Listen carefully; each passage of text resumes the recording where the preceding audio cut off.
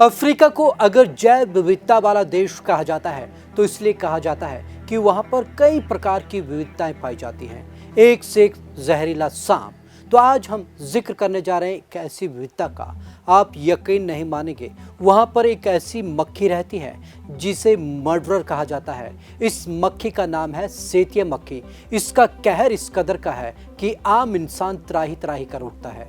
यदि इसके डंक पर फौरन इलाज न मिले तो इंसान की मृत्यु तक हो सकती है।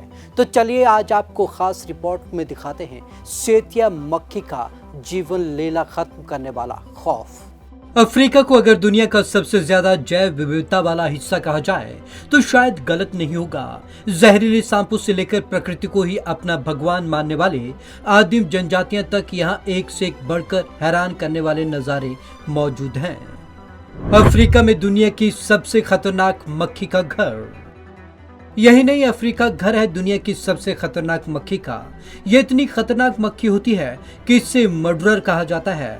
यह है टसे टसे, जिसे सेत्सी और टेत्सी भी कहा जाता है। यह इतनी जहरीली होती है कि इंसानों तक के लिए खतरनाक साबित हो सकती है।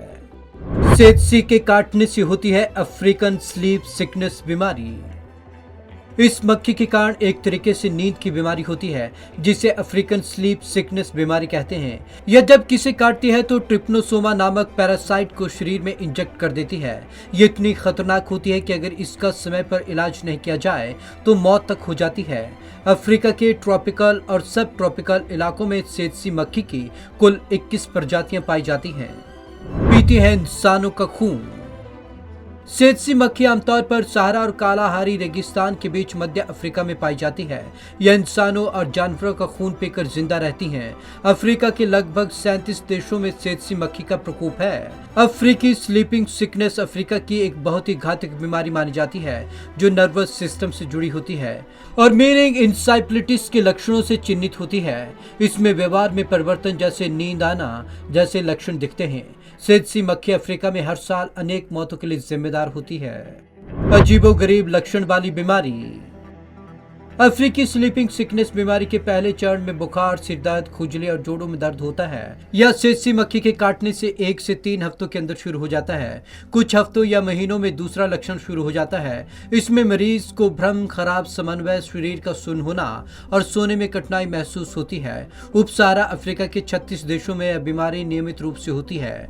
2010 में इस बीमारी के कारण लगभग 9,000 व्यक्तियों की मौत हुई, जबकि 1990 में इनकी संख्या 34,000 थी। एक अनुमान के अनुसार वर्तमान में अफ्रीका में लगभग 30,000 लोग इस बीमारी से संक्रमित हैं। समय पर इलाज न हो तो हो सकती है मौत। इस बीमारी को अगर शुरुआत में पहचान लिया जाए तो इसका इलाज संभव हो पाता है और मरीज की जान बचाई जा सकती है। अगर बीमारी को पहचानने में देरी होती है तो मरीज के लिए खतरनाक और जानलेवा साबित होती है।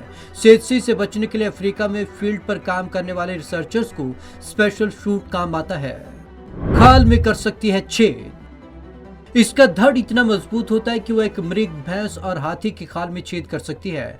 सेत्सी मक्खी 8 से 15 मिलीमीटर की लंबाई की होती है और इसका रंग लाल भूरा होता है। इसके पंखों पर नसों में कुल्हाड़ी का आकार होता है जो इससे दूसरी मक्खियों से अलग बनाता है। शांत अवस्था में यह अपनी पंखों को मोड़ती है ताकि एक दूसरे को पूरी तरीके से ओवरलैप कर सके। इसके अलावा सेत्सी के सिर के आगे के भाग पर उभरी हुई सूंड प्रोकिस में अलग किया जा सकता है। सेत्सी मादा मक्खी अपने पूरे जीवन काल में सिर्फ एक नर से मीटिंग करती है और पूरी तरीके से विकसित सिर्फ 10 लार्वा को जन्म देती है। इसका जीवन 1 से 2.5 साल का होता है। 10 साल से जारी रिसर्च। तंजानिया सरकार और संयुक्त राष्ट्र एजेंसियों के एक्सपर्ट्स रिसर्चर्स पिछले लगभग 10 साल से जंजाबार में सेत्सी मक्खी को नष्ट करने के लिए मिलकर काम कर रहे हैं। इसके लिए वैज्ञानिकों ने लाखों सेत्सी मक्खियों को पकड़कर उनमें से नर और मादाओं को अलग किया है। रेडिएशन मदद से नर सेत्सी मक्खियों की प्रजनन क्षमता खत्म कर देती है। पूरे अफ्रीका में सेत्सी मक्खियों पर नियंत्रण पाने के लिए इसी तकनीक पर फोकस किया जाता है। Bureau report, Punjab Kesari TV. पिछले 10 सालों से लगातार सरकारें और स्वास्थ्य एजेंसियां इस विषय पर काम कर रही हैं कि किस तरीके से यहां पर सेत्सी मक्खी के कहर को कम किया जाए। हालांकि कुछ उपाय जरूर किए गए हैं लेकिन वो नाकाफी हैं। अब देखना ही होगा कि स्वास्थ्य एजेंसियां और सरकारें किस तरीके से इस समस्या से निपट पाती हैं। तो आज की इस खास रिपोर्ट में बस इतना ही। विवेक शर्मा को दीजिए इजाजत। नमस्कार।